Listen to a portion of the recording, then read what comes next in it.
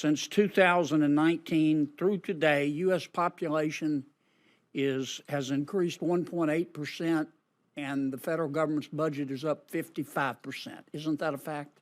Well, we had a pandemic. Isn't that a fact, though? Are my numbers right? I don't know those numbers. You don't know? You never looked at that?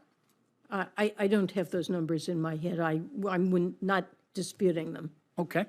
Isn't it a fact that the president's proposed budget proposes $4.7 trillion in new taxes?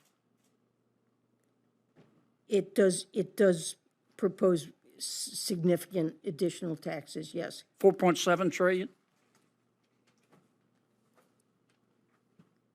Something like that, yes. Okay. You talked about reducing deficit. Isn't it a fact that under President Biden's proposed budget, that gross debt will rise from $32.7 trillion at the close of this year to $51 trillion by 2033?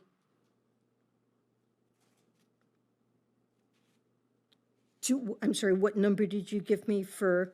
The president's proposed budget will increase gross debt from $33 trillion at the close of this year to $51 trillion in 2033. Isn't that correct? Well, debt held by the public, which is? No, ma'am, that's gross debt. Isn't that a fact? That's probably a fact. So you haven't reduced the deficit, have you? The deficit, the debt and deficits are reduced by the president's budget. How can you go from $33 trillion to $51 trillion and call that a reduction in the deficit?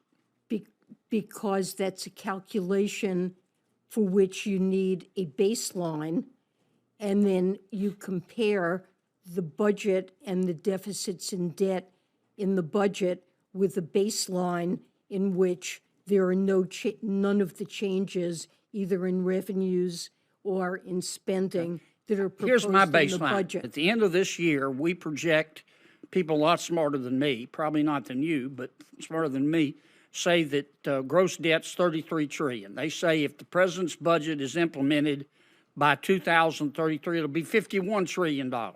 Isn't that a fact? If the president's budget is not implemented and none of the changes are made, it will be worse than that. And so the president's budget has improved the fiscal outlook relative to what we would have without the president's proposals. Even though it raises gross debt from $33 trillion to $51 trillion, you say that's an improvement? It is an improvement because it raises taxes by more, and it leads to... That includes taxes. In what world is that an improvement, other than Washington?